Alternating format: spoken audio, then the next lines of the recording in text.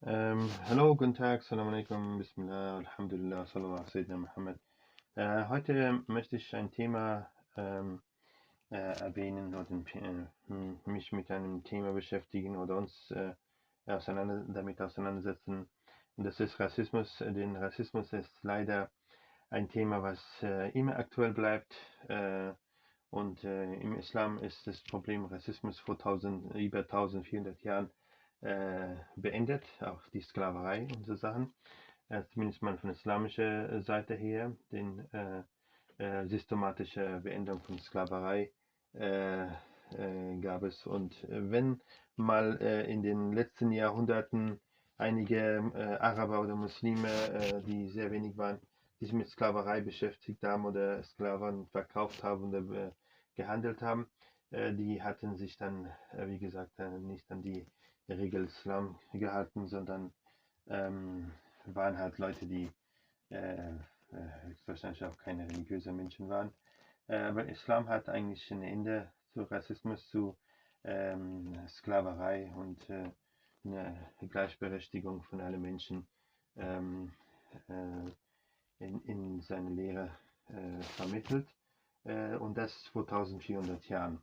Und der Prophet Mohammed war der einzige Prophet, der bekannt ist. Man kennt von den Geschichten von keinen anderen Propheten oder Gesandten, oder große Persönlichkeiten, die dann Gefährten hatten, die alle Rassen hatten. Also da ist die Gefährten des Propheten gab es afrikanische Ursprung, also Schwarze, und gab es auch Europäer, Römer und Europäer, und gab es auch Perser und so weiter. Und das möchten wir heute noch ein bisschen behandeln, dieses Thema. Äh, und deshalb, ich hatte mal ein Video vorhin gemacht, aber da habe ich leider eine kleine Störung gehabt, da muss ich da alles unterbrechen. Deshalb habe ich ein paar Texte schon geschrieben gehabt vorhin.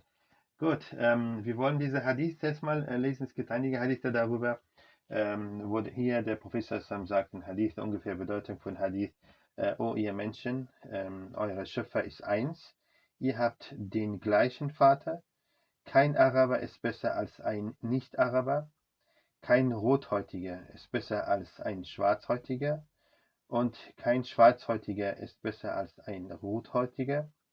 Nur im Grad des im Herzen getragenen Glaubens und in der Gottesfurcht unterscheiden sich die Menschen. Ja? Diese Hadith möchten wir noch ein bisschen unter die Lupe nehmen und möchten wir uns damit ein bisschen beschäftigen. Ähm, Hier ist es für uns sehr wichtig, dass aus dem Hadith ein paar Punkte können wir rausholen und behandeln. Ich muss mal gucken, ob ich einen Stift hier finde. Ähm, Hier ist der Prophet Mohammed sagt, O ihr Menschen, eure Schöpfer ist eins. Ja? Wenn wir hier Allah schreiben, ja, Allah, okay, Allah, okay, das ist der Schöpfer, okay, ist gleich eins. Okay, Schöpfer. Eure Schöpfer ist eins. Ja? Dann sagt er, ihr habt den gleichen Vater. Okay? Also Schöpfer ist eins, dann Menschen, also hier schreibe ich dann Menschen. Dann machen wir Vater beziehungsweise Eltern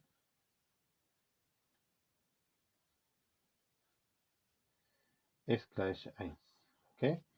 Wenn der Prophet zum Vater sagt, dann sollen diejenigen, die ein bisschen feministisch sind oder vielleicht Gleichberechtigung sehr für die wichtig ist, ich möchte die sagen, dass der Vater ist auch damit gemeint, Ursprung, also Eltern. Wir wissen, dass die Menschen von Adam und Eva kommen, und das ist, das hat er nicht, dass der nur von Männern herkommt. Ja? Das ist ja nicht so gemeint, dass man nicht das falsch versteht. Weil das Wort Adam hat zwei Bedeutungen. Eine Bedeutung ist Adam als männlich, die zweite Bedeutung ist Adam als Ursprung von Menschen. Und Im Koran sagt Gott, Allah sagt im Koran, wir haben euch aus einem einzigen Wesen geschaffen und daraus zu Männer und Frauen gemacht. Das heißt, was ist ein einziges Wesen gewesen und das ist wie eine Zellteilung. Ja? Das ist ein Wesen, daraus Mann und Frau gemacht. Ja? Das ist dann im Koran. Ja? Koran erwähnt nicht, dass Eva von der Rippe von Adam kommt.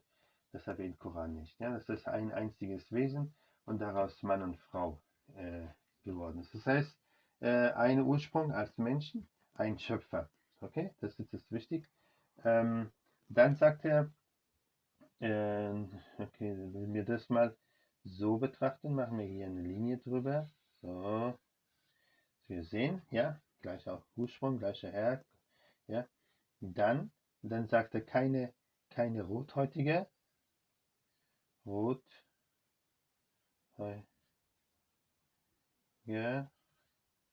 und schwarzhäutige.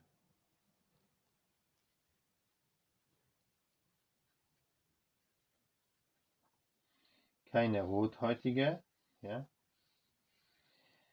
ist besser als ein schwarzhäutiger, ja, und keine schwarzhäutige ist besser als eine rothäutige.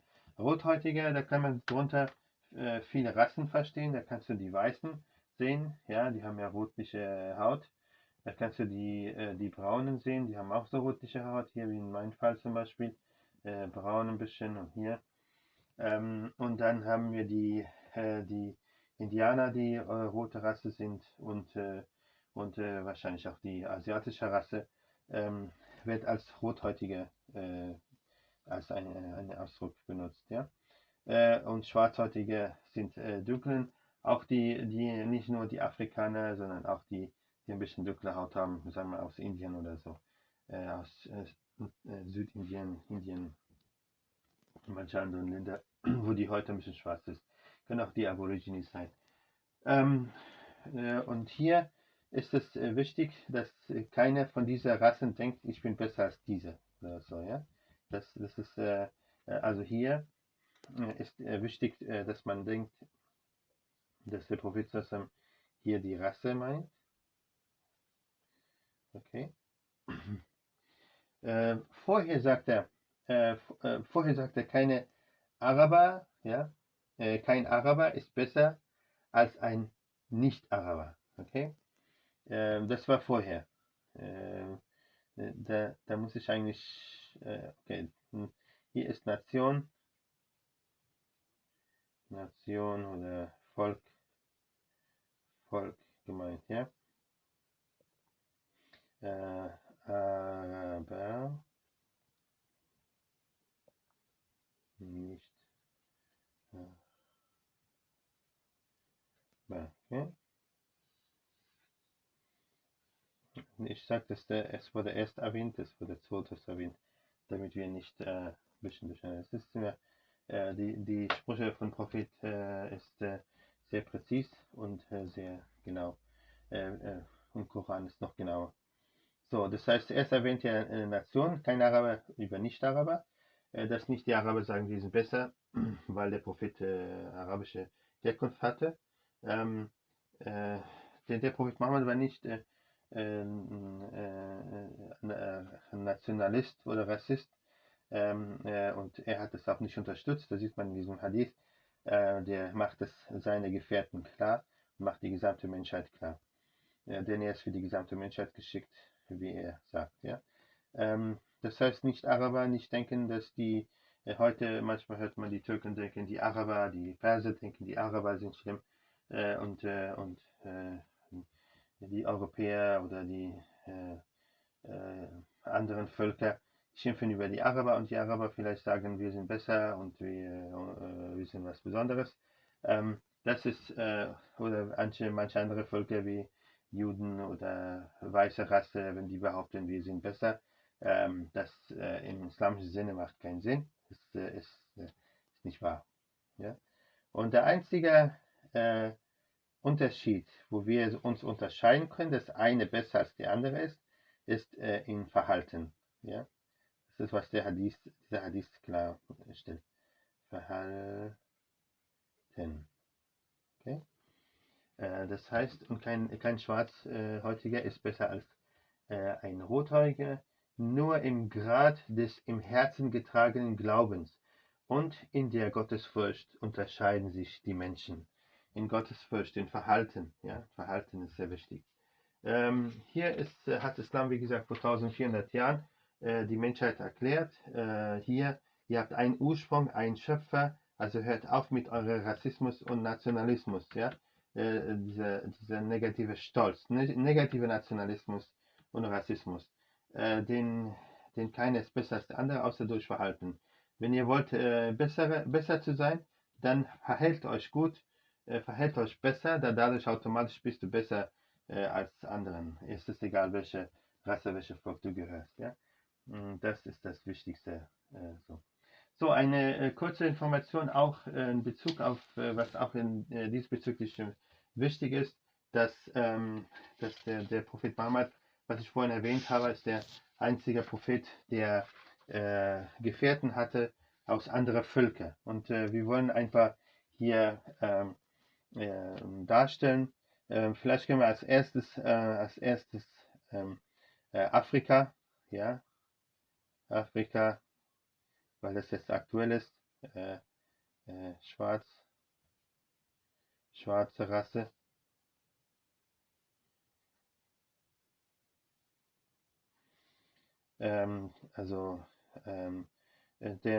Der erste, was ich jetzt erwähnen möchte, ist Ayman. Ja, Ayman.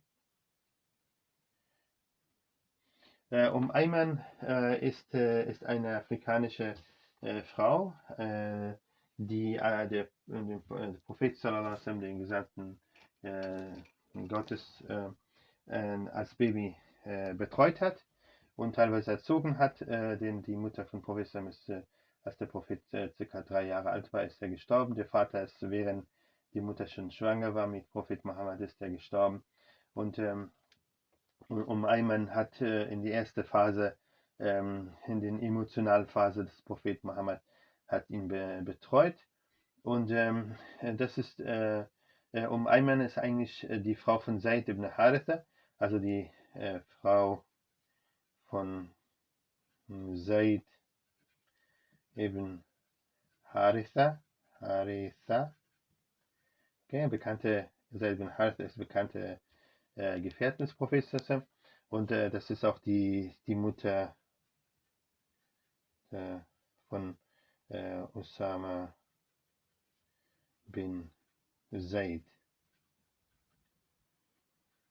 Also nicht vergleichen mit Osama bin Laden, ist Osama bin Zayd, denn Osama ist eine bekannte arabische Name, was auch in der Geschichte sehr viele Persönlichkeiten diese Namen hatten, hat mit Terroristen nichts zu tun.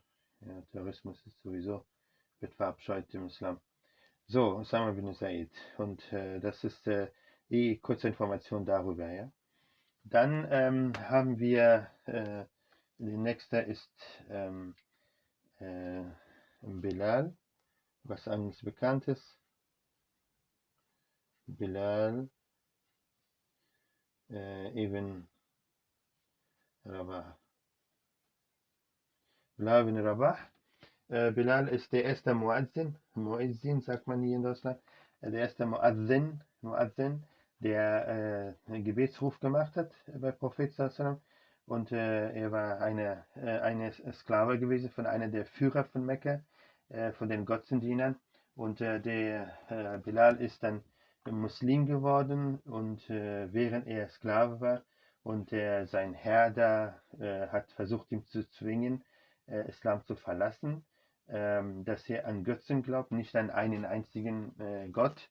Und Bilal wurde gefoltert, auf heiße Steine nackt hingelegt. Wenn man Mekka kennt, die Berge im Sommer 50 Grad im Schatten, ja, und auf heiße Steine legen und noch heiße Steine auf seine Brust legen und dann mit Peitsche schlagen und zwingen, dass er an mehrere Götter glaubt. Er hat aber nicht aufgegeben, hat immer Ahad und Ahad gesagt, der Ein und Einzige.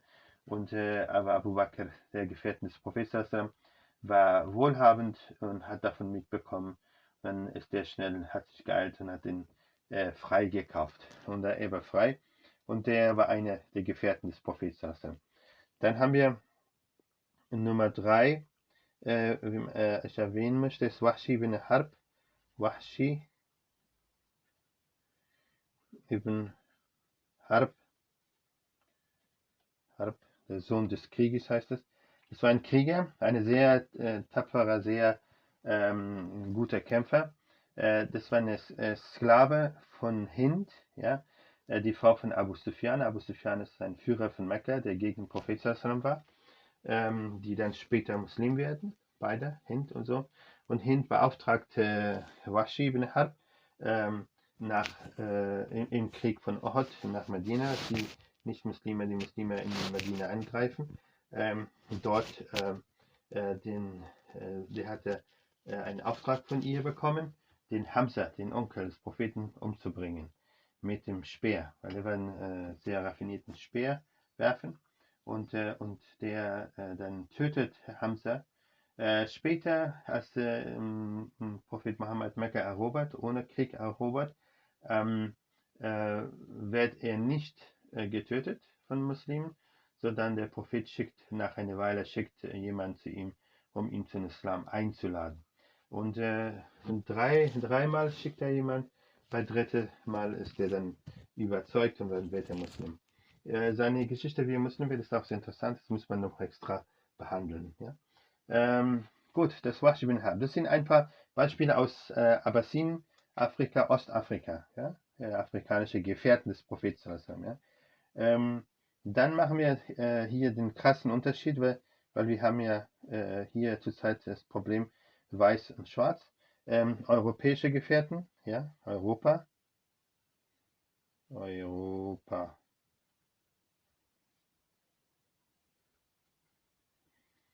Ja. Europäische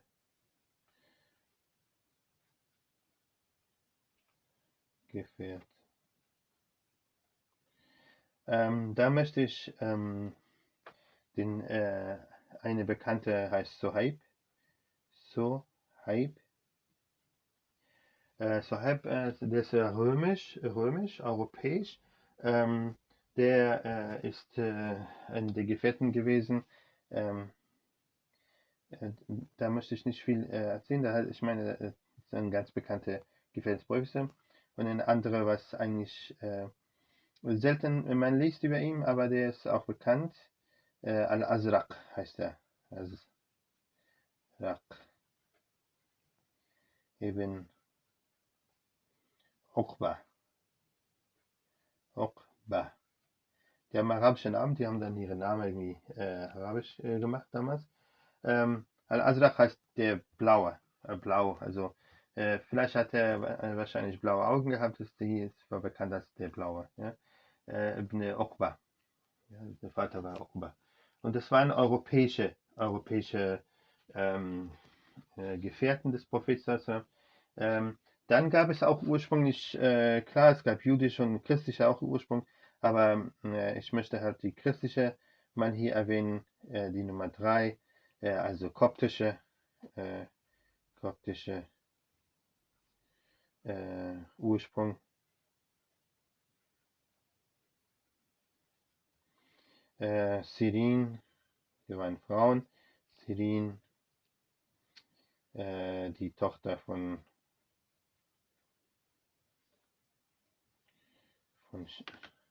Shamun, okay? Shamun, ja? Sirin, die Tochter von Shamun, es war eine koptische Gefährtin des Volkes, dann die ist auch Muslim geworden nachher und dann, das ist die Schwester von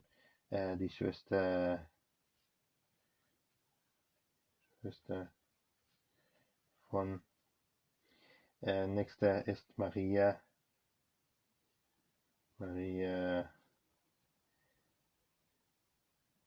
al-Qubtiyya. Maria Qubtiyya, die koptische Maria. Und Maria war ein Geschenk an den Prophet sallallahu alaihi wasallam von koptischen Herrscher, von der römischen Herrscher oder von Ägypten. Die ist dann Muslime geworden, ist auch ein Gefährten des Propheten sallallahu alaihi wasallam. Und eine interessante Geschichte auch hier, ein viertes möchte ich hier, wie gesagt, es sind viele andere als Araber, man denkt, es war nur ein Araber. Der ist Addas, ja. Addas, ich schreibe es mal so, das. Also nicht Adidas, sondern Addas, okay? A-D-D-A-S, ja. Addas, der kam aus Nainawa, ich schreibe es mal mit einem anderen Stift, aus Nainawa, ja, Mosul, in Irak, ja. Und der war christlich auch ursprünglich christlich. Und das ist aus dem Kurdengebiet in Irak, ja. Und wahrscheinlich kurdisch, weil die kurdischen Völker sind sehr altes Volk, ja. Das war das. Und klar, das gab es auch andere, ja, Gefährten. Aber das ist erstmal hier. Dann haben wir persischer Hintergrund, also hier die Nummer 5, persisch Gefährten.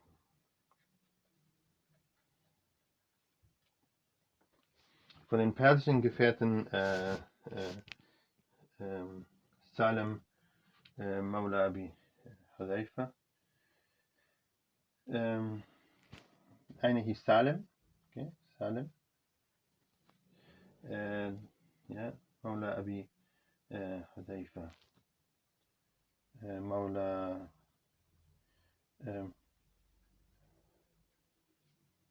Abi Hudayfa. Und sehr bekannte Persönlichkeit ist Salman al-Farsi. Salman al-Farsi. Ein persischer Salman. Ja.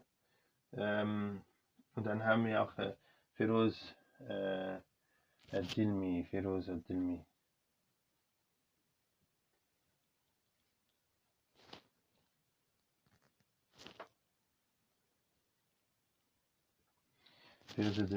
Das sind auch die persische Herkunft hatten.